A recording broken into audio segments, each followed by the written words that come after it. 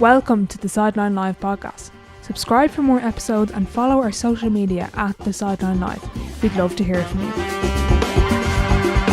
On this episode, I'm delighted to be joined by Neptune and Irish Underage star Darragh O'Sullivan. Darragh is currently on a basketball scholarship at Florida Tech University, where he is linked up with his dad's former coach, Billy Mibbs. A genuine and humble guy, Darragh is a fantastic role model for younger players, and I really hope you enjoy the episode.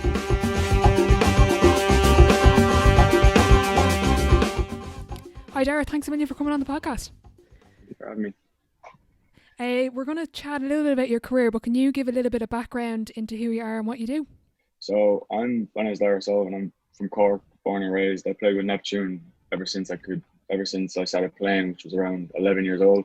I kind of got into it a little bit late, but ever since I did, I fell in love with it. And I've played with Neptune my whole life. Like I said, I've represented Ireland on multiple occasions at the under 16s, under 18s, and under 20s, along with 3v3. And right now, I am currently in Florida Tech at a D2 school. So, Very good. You haven't lost the accent just yet, no? Nah, you're never getting it out of me. That stays. That stays. Chatting then about your underage career, obviously hard not to mention your dad, one of the best Irish players ever in the game of basketball here. Obviously that was a huge influence on your career and your shooting ability. Yeah, absolutely, yeah. Well, like obviously growing up around him, like he's not gonna, like he just taught me how to shoot basketball, and it just kind of came natural after a while. And if I ever have any problems with it, I could always go back to him. Like it's pretty handy in there, like, you know. Yeah, and your brother also plays. I'm sure there was some heated one-on-ones when you're growing up. Yeah, my mom used to ref him because if she wasn't there, he used to come to blows out in the middle of the driveway. You'd be killing each other. No, yeah, absolutely, yeah, very absolutely. Good. And chatting about your underage career with Neptune, obviously very successful. Can you take us through those underage years? That was just. Honestly, they were probably one of the most fun times I ever had playing basketball. Just because, like, just playing with like a group of guys I grew up with, like, and like we literally we stayed together through like since I got there, like under 11s, all the way to under 20, and like some of us played Super League together. Like, so, like if you're doing that, like it doesn't even feel like really like you're just like working hard, because we are working hard, but at the same time you're doing it with some of your best friends. Like, so, like it's just it was fun more than anything. We never really felt like we had to play basketball. We always wanted to go and play together, and winning helped. So, you know, that always made it a bit better. Yeah, and as you say, with your friends and stuff, obviously nice to win with them as well. After all the years knowing it's each class, other. Exactly. And us growing up like in the club and seeing like we haven't been really successful for a while, and then when we start growing up, we win a cup, the 2013, like, and that kind of just got us all glued in, I think, because seeing like the likes of Darragh O'Sullivan and now Mick McGinn, Ian McLaughlin, like all out, like, and we're in the stands in Tallaght screaming and shouting, like that just if that didn't want to like that's all we spoke about. Like we were like cup weekend, like we want to be there, like we want to be playing. It's such a great atmosphere, and like it's the best basketball you can get back home. So yeah, and talking about those players, who did you most admire growing up? Ooh, that's you put me on the spot there. Yeah, I've always looked at Gary Walsh as kind of like he was always there, like always like he was great with the kids and stuff when we were younger, and Darragh O'Sullivan as well, he's still there. He's always great. Like all of them really. Like we looked up to Mick McGinn a lot. Like he was just great to watch. Like, and then not even on them teams, but seeing the likes of team, but didn't really play. Like he was young. The likes of Roy Downey, like going in when he was very young to play Super League. Like, and we're still like we're watching him. He's not that much older than us. Like, and you know, kind of just like looking up to him a lot and seeing like what he's doing, and yeah, it gave us all a bit of a drive. Yeah, exactly. You also were very successful with your school team. You won back-to-back All-Ireland titles and league finals. That was with your brother as well. Yeah, it was. That was cool. That was very fun as well. That was different because like with that team, like we just had we came from everywhere. We had Dylan Brickley, he was from like Demons. We had Michael Lynch, who was Ballincollig, like, and same with Dylan Corky, he was Ballincollig. But like we just played basketball, and that was just fun. Like we always joked about it because like we all had our club stuff, and Francis, our coach at the time, he knew that we're not just sitting at home not playing basketball. Like he knew like the club stuff's probably going to come first. So we rarely practiced together, but when we went out, we just kind of clicked, and we had a great time. That was fun.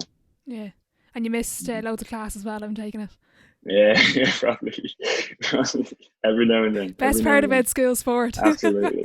Absolutely. The games that don't go to your first four. Yeah.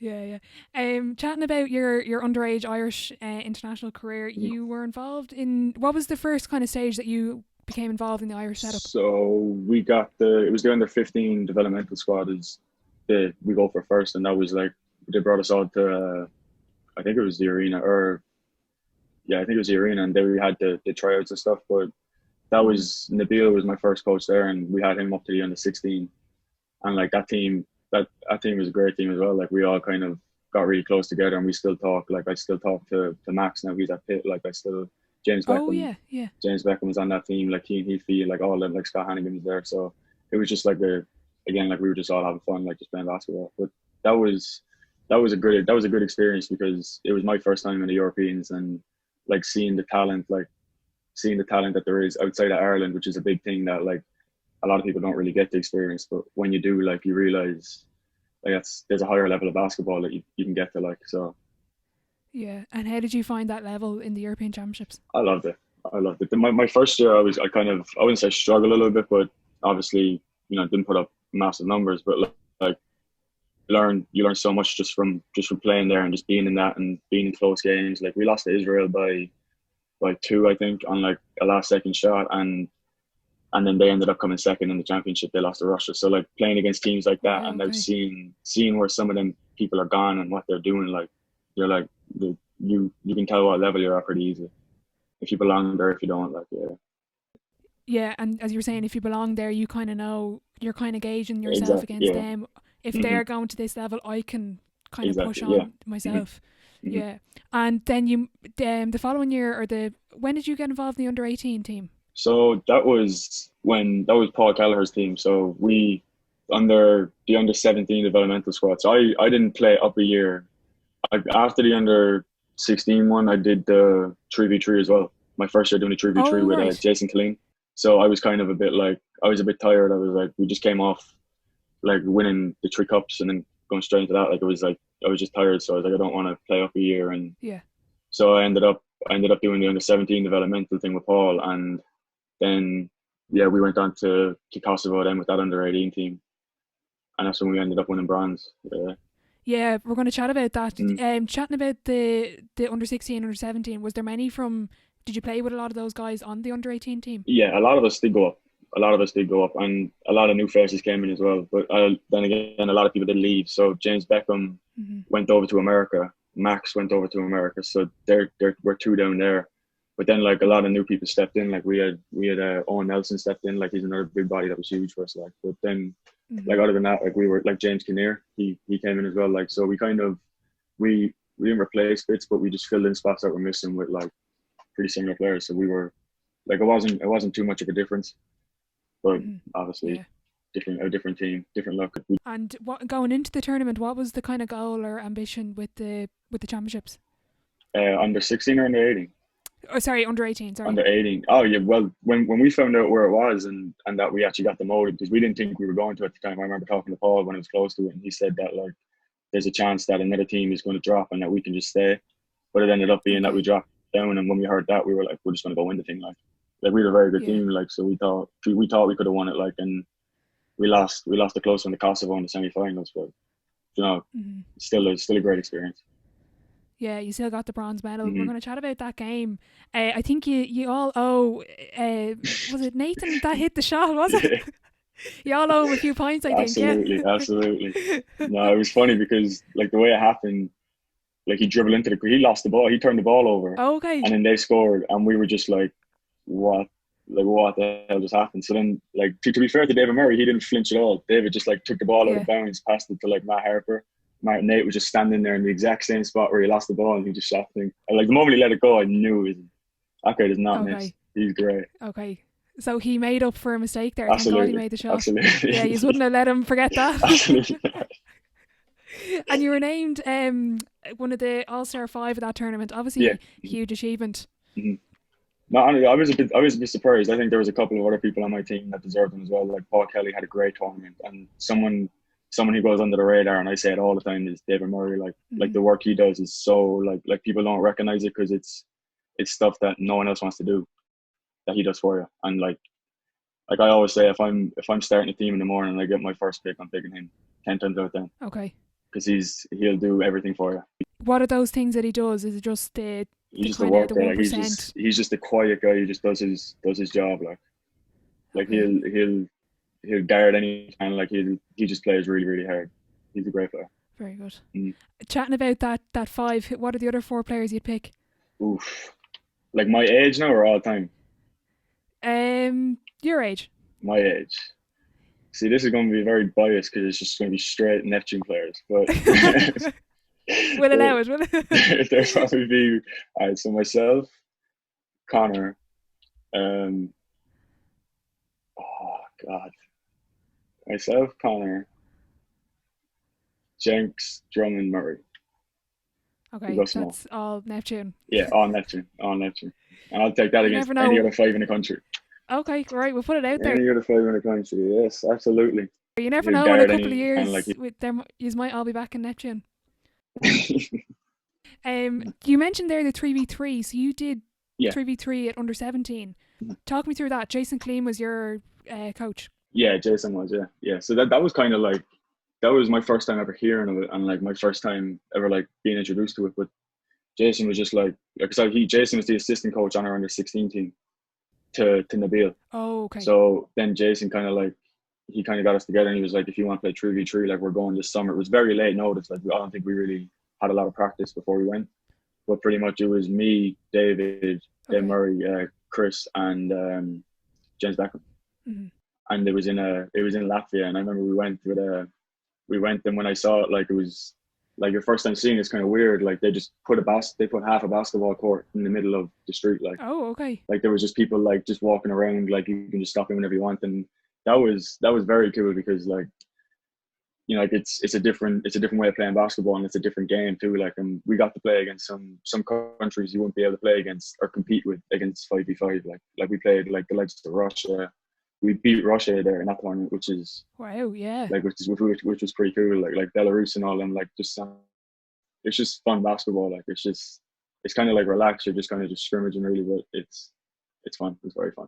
Yeah. I was chatting to someone about it, and they said they nearly prefer 3v3 to 5v5. It depends really for me. Like it depends on mood, and like I love playing basketball anyway. But then like the 3v3 stuff I could play any day of the week too. They're both very fun. Okay. Very good.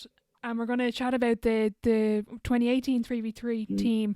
You originally were in the qualifiers. Talk us through the qualifying tournament. The one in Italy, yeah, that was mad. It was like 40 degrees outside, and the sun was beating down on it. Like, but we had a very good tournament. James Beckham had a great tournament. They had no one to stop him, and we just all did our part. Like, and it was great.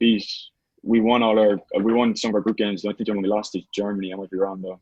But we ended up then have to play a qualifier against Poland right after we played another game. Like we played the first game, and then like about 2-3 hours later we had to play Poland in the qualifier, and whoever won that went on to went through. Yeah. And like that, like people see Ireland like kind of showing up at these places, and they're like, how are you competing? Like what are you doing here? And so it's just like always kind of you're the underdog really. Like so, especially against Poland, who are a very good team, but. Yeah, we all played a great game that game. Like it was so close, and it came literally right down to the wire. Like, but that was very fun. Yeah, that's good. Speaking of James, Keane could have had it as well. They were in the highlights, I think, for that qualifying tournament. Yeah, they both had it in the same game. The same game. Oh wow, yeah. It's hilarious. I think so. They were deadly dunks, I have to say. Yeah, Keane I think they both got it against Poland. No, they were freak out. Yeah, that's good. Have they taught you anything? Have they given you any tips? Someone asked, when was your first dunk?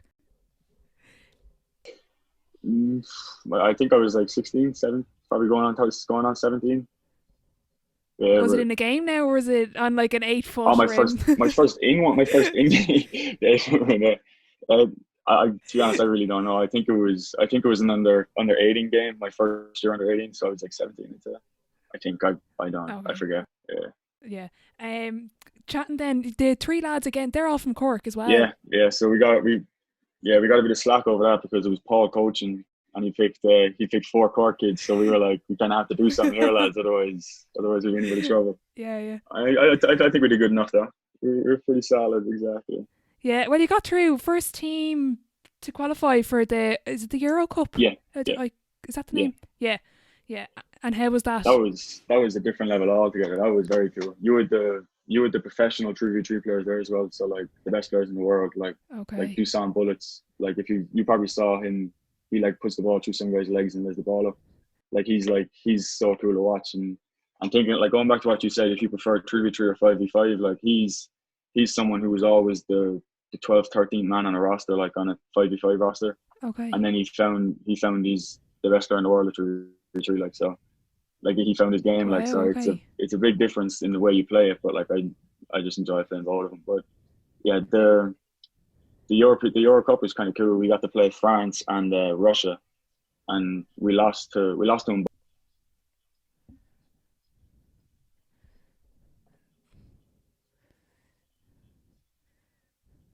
Yeah.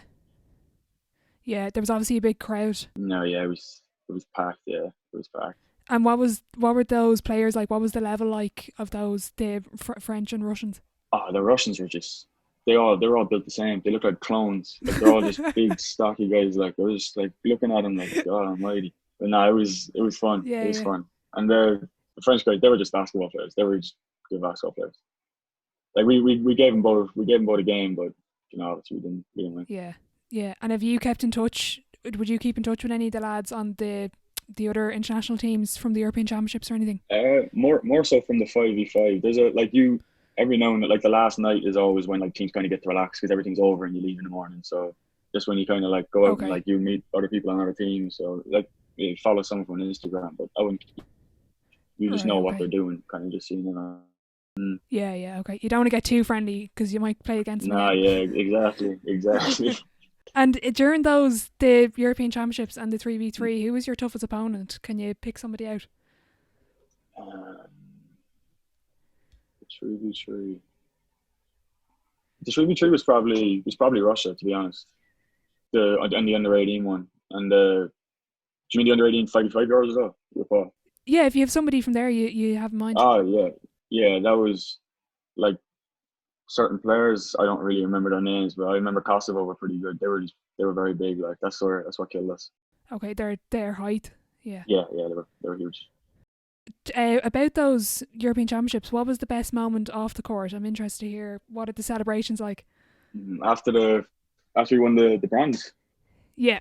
There wasn't really a lot. We were all honestly wrecked, like just done. Okay. Just done, and like we got back pretty late, so we kind of just spent the night together, just by ourselves, like in like other teams who came around and stuff. Yeah, we were just relaxing and stuff, so we didn't really do much. That's good. Yeah, you were probably wrecked from. Was it very warm in Kosovo at the time? It was, yeah. There was some heat there, like, but we didn't really go out that much. Like we had 2 off days with our parents. I think we spent one of them by the pool. Like, okay, right. It was hot, like, but it wasn't that hot. Yeah. Okay, very good. So then you came home and you did another year of Super League before you went to the States. Talk me through that year, and kind of when did you kind of decide you wanted to go to prep school? So I kind of always knew I was going to do prep school. Okay. So like that Super League season was kind of just to like get tape together because I had stuff from the Euros and just kind of send it to schools and prep schools around the place. But like I always kind of knew it was going to be a prep school. I was going to go to prep school. Right? Okay. So like that Super League season was actually kind of fun too as well. That was my first time playing Super League. So because we were Division 1 the year before and when we got promoted, it was the first year there. But that was fun. I remember finding out in Kosovo that Le Mans was going to be playing with us. Oh, deadly, yeah. Like before we left home, I found out Le Mans was going to be playing with us. So I was excited for that too because seeing him with them, like he was a beast. Like so, I was looking forward to that. And like, but that season was fun. There was ups and downs. Like, but we were very young. Like you and myself, Keane and David, we played a lot of minutes for a Super League team. Like we were under 20, like under 18 at the time. So okay. And did you get to play with those you were naming a couple of people earlier? Was there any of the players you got to play with in Neptune that you would have looked up to? So I remember there's a picture of myself, Gary Walsh, and John Noonan holding the cup. I'm like 13 in the picture. I think I had blue paint all over my face, and we're holding a national cup in the arena, and we got promoted. And I just remember looking at it like I was like, that's mad that I watched them win a cup and now I get to play with them. Like that was really cool. Yeah, that was cool to look at. Yeah. That's deadly. So then would you email the teams then the footage for prep Yeah, school? yeah. So you just like my dad did a lot of it for me because I was traveling with the Irish team during the summer, and then like school and kind of like Super League season. Like I didn't like he did a lot of it, helped me putting it out there and stuff. Yeah. But yeah, we just kind of put it out there, and then someone got in touch with Coach Keogh in Winchedon, and he ended up calling, and then it was kind of just it happened kind of quick. We just decided like that he seems like a great guy, which he is, and we said we go Yeah. that route. Okay, very good. And did you get to go over to visit before you went, or was it just kind of going over and No, see what yeah, happens? like my first time seeing the place was when I got there the first day. Yeah, yeah. Okay, and what's it like over there? What's the school like? It's very remote. Like there's not a lot around, but Oh, really? it's like a nice little town. I couldn't handle the snow when it started snowing. That was the bit that Was got it me. really cold? Yeah, Yeah. it got to like it'd be up to like your hip, and you'd be trying to get to class at 8 a.m. and you're just like, this is not it. Like, Oh my. yeah, Yeah. it was not fun. Jesus, that's worse than here. Like in Yeah, our exactly. weather is bad, as you were saying. Yeah, it was Yeah. terrible. And what was your kind of when you started off with the basketball team? What was that like? Was it how did you find the level and the competition? That was it was a bit different. Like coming from the Super League, like yeah, we can play, and even playing on the like, we play fast, play a half court game. But like I found out like the moment I got hit, they don't do that, and so it was fun. It was a more athletic game, but like I enjoyed it because like it was different again. Like it's different from what you get back home, and it's different from what you get playing against their athletes, and they just want to run, like they just play basketball a bit different than we do. Still fun though. Yeah, yeah, Mm. yeah. And did you have a shot clock over there? Because I know certain states Yeah, we did. don't. We did. Yeah, we were playing double A, so double A requires shot clock. Thank God, because that Okay, would have been yeah. terrible. That would have been I was awful. watching. You see some of the games on YouTube, you're like, oh my god, they're just running the clock. Literally, It's like not they just enjoyable. Like dribble the it's not ball bad. for the last 5 minutes of the game. Like you might as well just call it the game. You might as well just blow the whistle, like so everyone go home. Yeah, exactly. Yeah. And what Stupid was stuff. that schedule like in terms of training, gym classes in Winchton? Yeah, it was. See, Winchton was like was a boarding school for normal high school kids as well. So like it was kind Oh, of okay. strict. It was kind of strict with the fact they had you go to morning meeting at like 7 a.m. Then you go straight to your classes, and then like certain times to eat, like the dining hall won't be open, and then you got to go straight to practice. And then after practice, you have study hall that starts later that night, and then lights out. So like it Right. was kind of very routine, but at the same time, it kind of got me. It kind of got me like it taught me how to handle schoolwork on basketball at the same time, because like Yeah. Okay. that's one thing that's kind of underrated, especially when you get to college. Like not a lot of people talk about it, like how much time management is key. Like you have to be able to get your work done and still be at practice. Like and like Okay. it's a lot tougher than people think. Yeah. So that year really helped you then kind of get ready for college. Very No, good. yeah, Okay. it did, yeah, yeah, for school too. Yeah. And what was you had three. I was looking online. I don't know if I had this right, but you had three offers: Florida Tech, Spring Hill, St Michael's, and you had someone's. I think Seamus, your coach, said you had D1 interest. Talk Yeah. us through the recruiting process and how kind of teams reach out and get in touch. And I know Billy Mims, your coach Mhm. now, would have gone to see you in the Yeah, school. yeah. So the way that works is like we used to have a thing called open gym. So our Okay. Coach Keogh, and the rest of our coaching staff would reach out to schools and be like, "We've open gym, like come see." And then they'd pretty much just come up, like schools would come up, just sit down and watch a scrimmage. And if they liked what they Okay. saw, they'd come up and they'd either say, "Look, I'm interested. Can I get your phone number?" Or if they're really, really interested, they just offer you on the spot. So Okay. there's like that's really how it worked. And like a coach could come like on any really given day. Like I remember one day we were like about to start a normal practice, and Coach Keogh came in with Coach Bowes, who coaches at Ohio University now, where one of my teammates ended up Wow. going, and Yeah.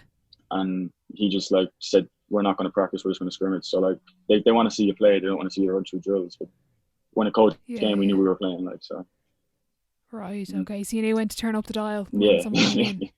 Yeah, yeah, very exactly. good. Who was your teammates? Were there many that went Division One or kind of got to the college level So from that team?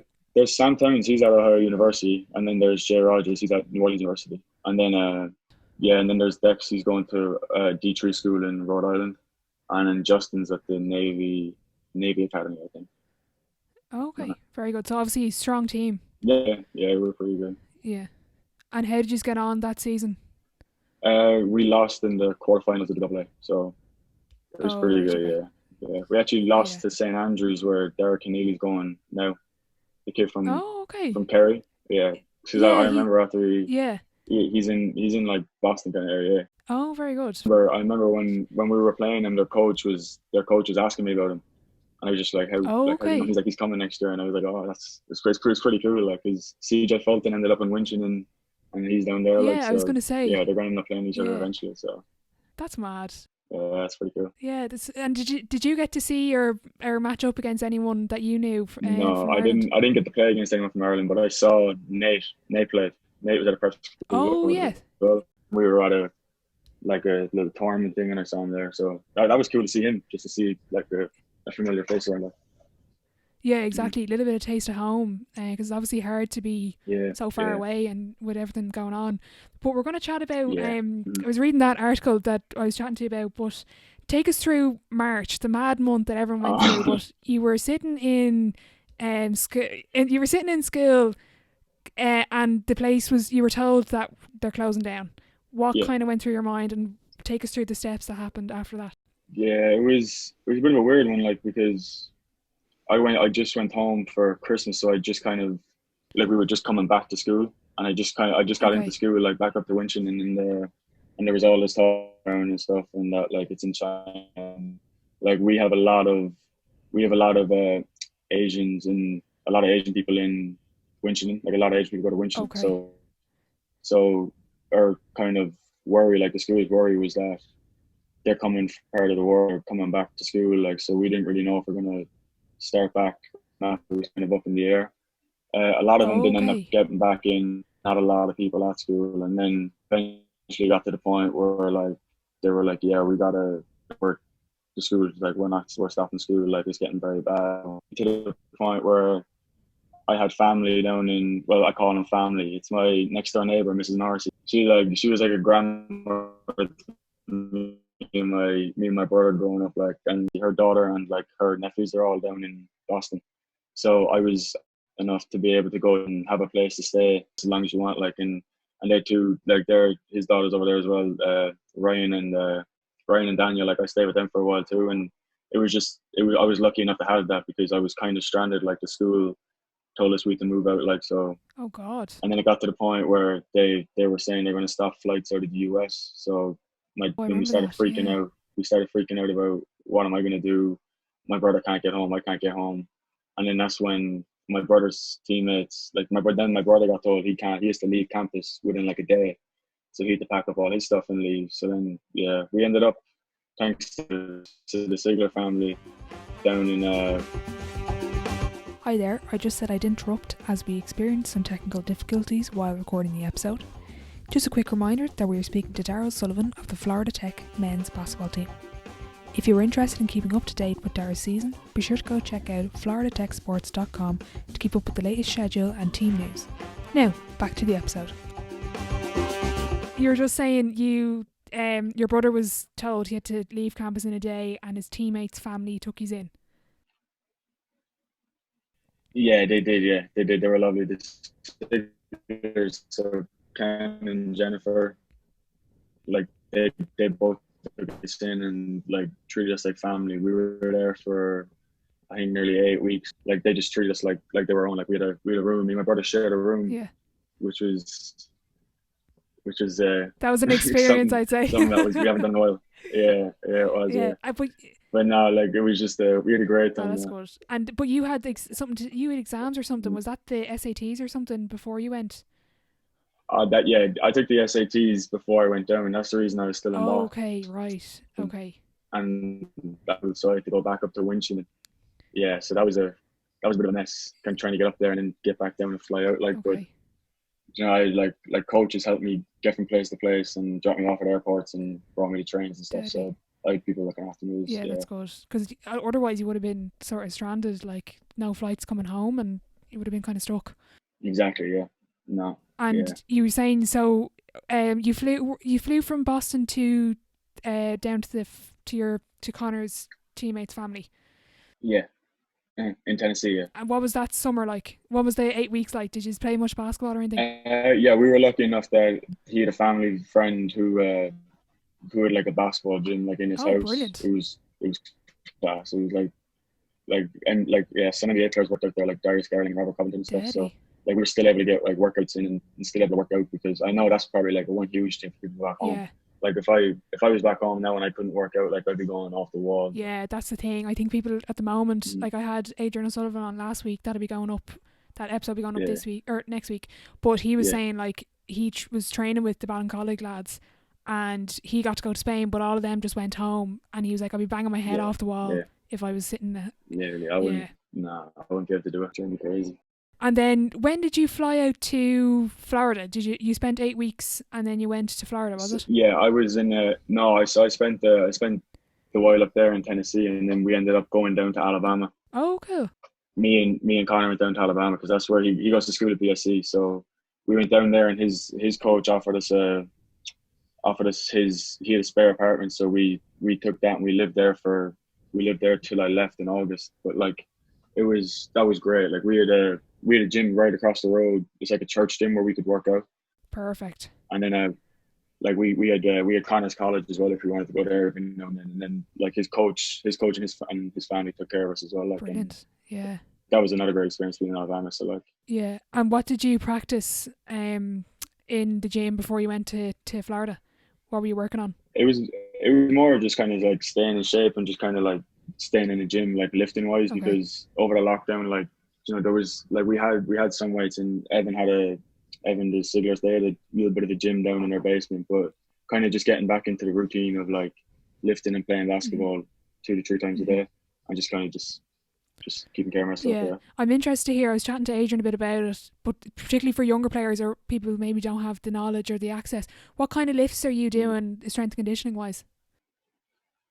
Usually it's like full body, Okay. like just I kind of do a bit of everything, but like it's just like they give us.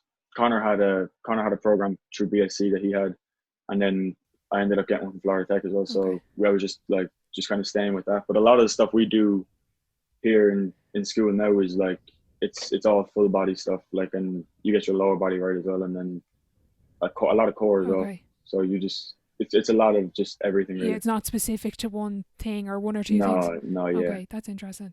And no, like you don't just go into the gym and do a bunch of curls. Like you have to work on some other stuff. There's definitely people listening now. They're like, "Oh, damn it!" And what made you decide Florida Tech?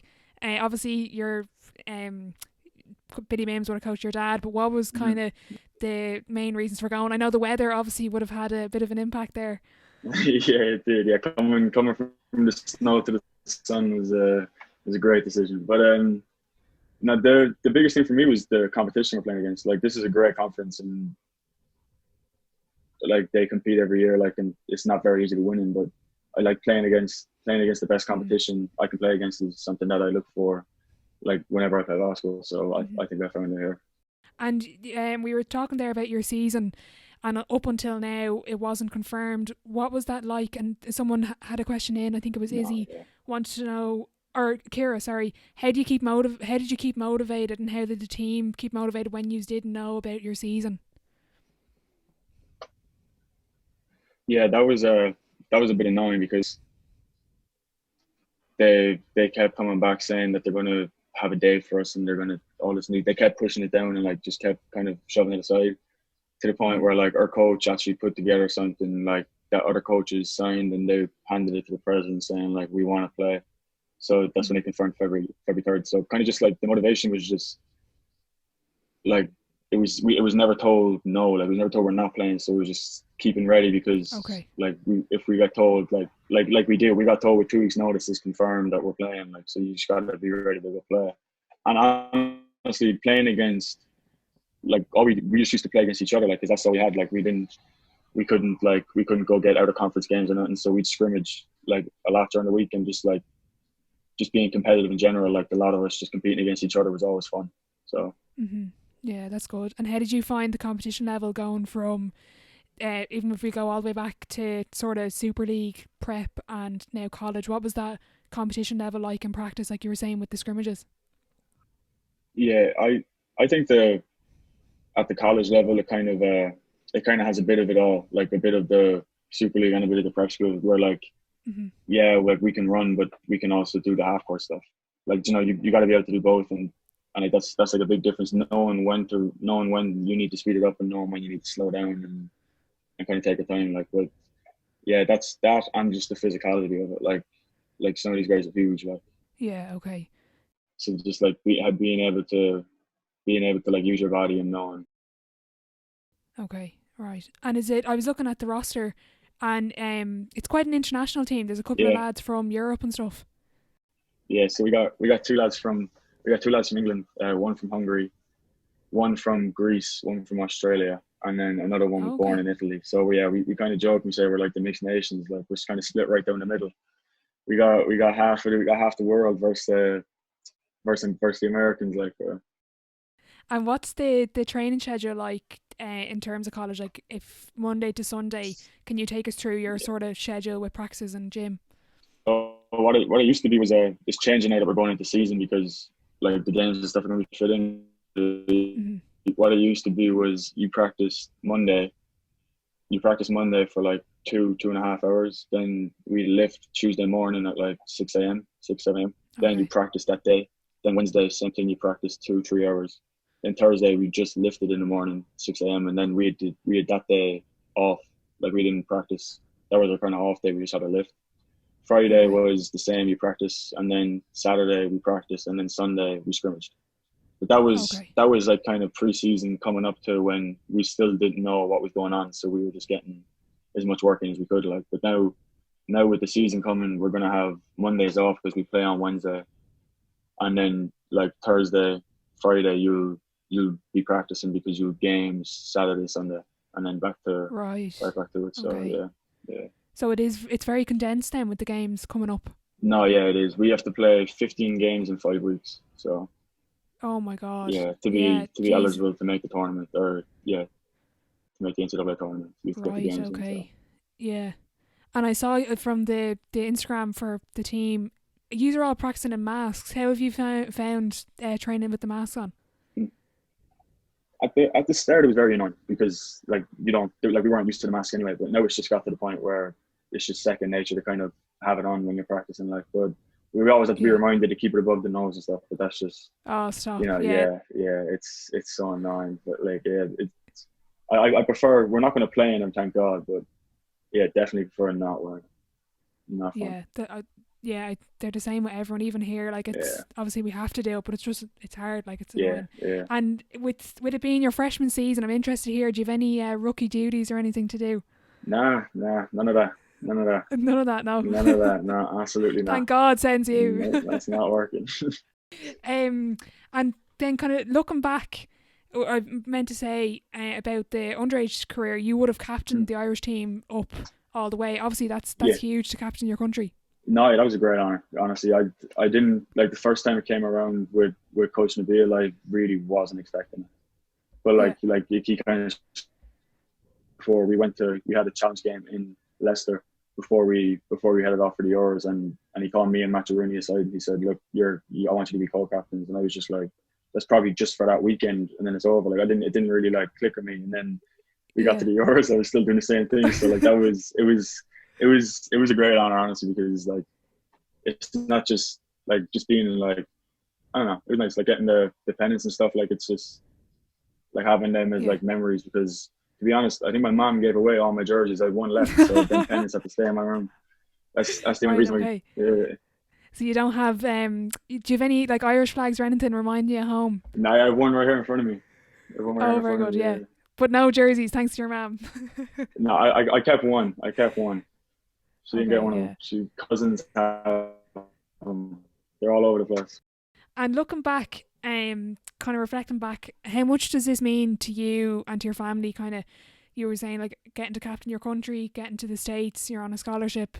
Like, is this the dream? Like, if we could go back in time to when you were 11 years old, falling in love with basketball, would this be the dream? Yeah, honestly, when I was that young, I didn't really think about going to college or anything because I didn't really see anybody do it. Like, I didn't know. Okay. Like, I just knew Neptune. Like, I didn't see the likes of. Like, I know Jason's old now, but he's like when Jason came over to America and he did it. Like, I didn't know what was going on. Like I didn't really pay attention to it. But when I got to the point, like my goal was always, like, our goal as kids was just to win cups for Neptune. Like that's all we wanted to do. Yeah. Like just win a national cup for Neptune. Like as a Super League team.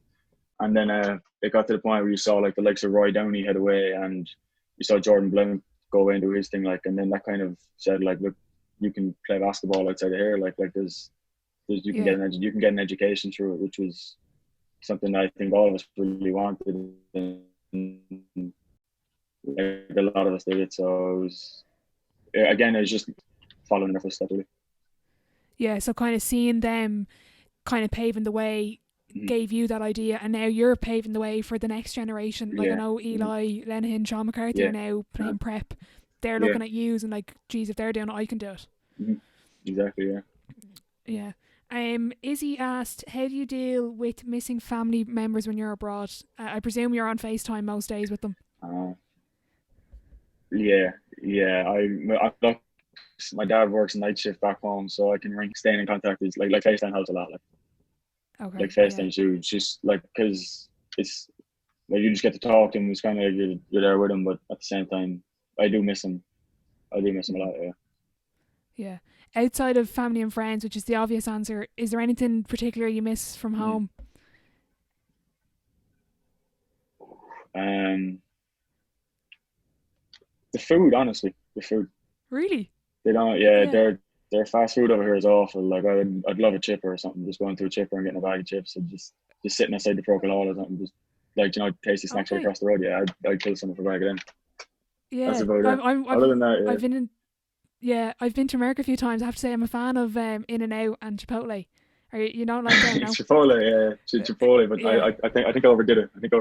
Oh, okay. Yeah, you had too many coming over. Yeah, too much of it. Very good. And looking forward then, what's the goal? Where do you kind of see yourself in 10 years, which I know is a tough question at such a young age? Hopefully still playing basketball at some level.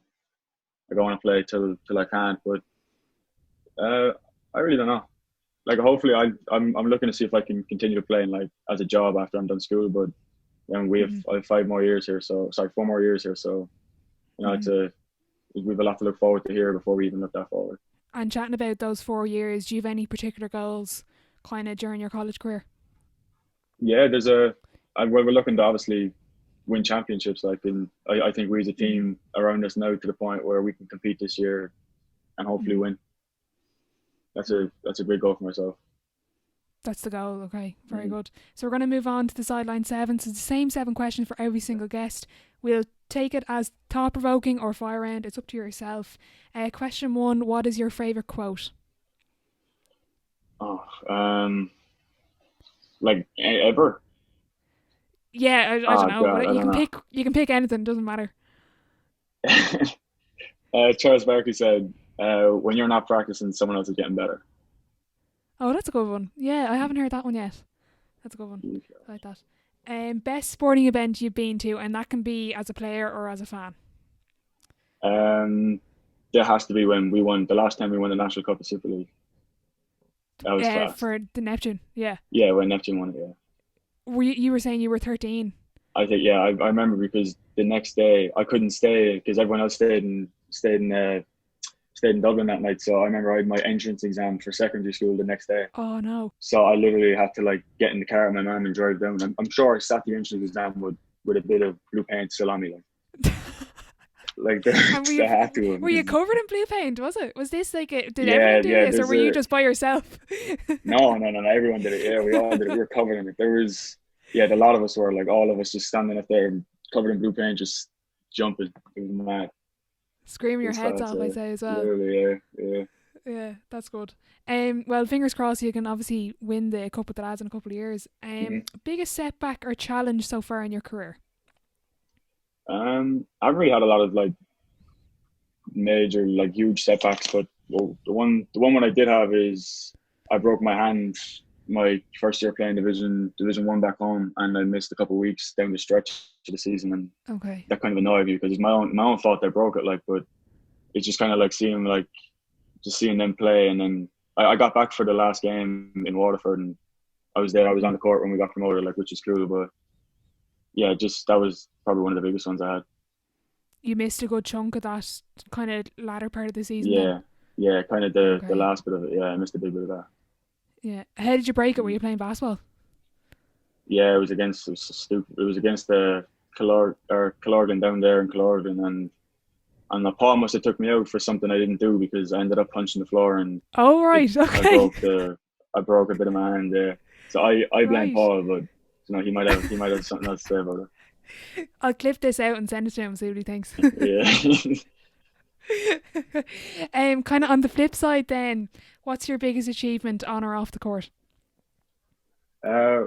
Biggest one on the court is my probably the bronze medal we won in Kosovo. Okay. That was very cool to do. And my biggest one off the court. I don't do a lot for basketball. One cool thing my school did for me is they actually hung up one of my jerseys in the school on the wall. So Deadly. so Adrian's up there, and I think Kieran's up there as well. Yeah, so that was cool. Deadly. That's where that's one of the jerseys your mum sent around, was it? Yeah, yeah. That's what my mom gave away. Yeah, Yeah. That's nice though to be able to kind of, if you ever go back, obviously kind of have exactly. a Yeah, bit of a yeah. legacy. No, yeah. Yeah, that's deadly. Advice to your 18-year-old self. That can be in a basketball or non-basketball context. In basketball is just remember to have fun with it because you don't know how long you're gonna be playing it for. Like I've seen people just get injured and like you never know if they can bounce the ball again or God forbid something else happens and you don't know when you're gonna play last. Like so, you might as well have fun with it. Yeah, that's one that kind of keeps coming up directly and indirectly, kind of keeping that like enjoyment part, because when you get to the higher levels, obviously the training gets harder, but it's nearly harder to enjoy it because you're so busy. You know what I mean? Yeah. Like when you're young, like just literally like I said, playing with some of your best friends, like Yeah. if you're not enjoying it, then there's no point in doing it really. Yeah. Question, I'm just looking at my list. I forgot to ask you was, before you went to the States and chatting about kind of enjoying it, did you work much on your game outside of training and practice? Like, would you go down for extra shots during the week? Yeah. Like we all lived in there. Like that same group of lads I was talking about, we all lived in there. Like most mornings, like on the weekends, we'd go in and shoot around if we weren't playing, and like just constantly being in there. And someone who I always used to bug and annoy to come down and open it for me was Paul. Like he was always there. Like if I text him, I was like, "Can we work out?" He's like, "Yeah, I'll be there in like a half an hour. Come down and open the gym." Yeah. And we get working for like an hour and a bit. Like, but like whoever really wanted to go, like we were always in there working and just playing basketball again, just having fun. Like we just ended up playing. Like Yeah. it's all we really know what to do. Like Yeah, because that's something that someone was mentioning about, kind of when you want to get to the next level. In Ireland, you train 2 or 3 days a week, but you have to get out yourself and get shots up and have someone like Paul to. Exactly. Yeah. Like we were lucky to the point where we had Neptune. Like that's our stadium. So like we had the luxury of that. Like I know a lot of teams in our country don't have that.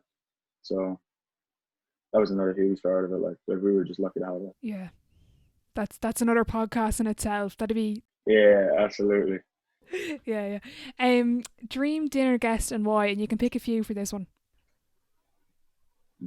Okay, so one is Margot Robbie. That doesn't really need an explanation, I don't think. And number 2 is Dave Chappelle. That guy's hilarious. And number 3, my mum. I haven't seen her in a while. Oh, that's lovely. I haven't seen my mum in over a year. Yeah, we'll go with that. That's nice. That's nice. She'll be delighted now if she's listening. Final question before I let you go. If your life was a book, what chapter would this be called? A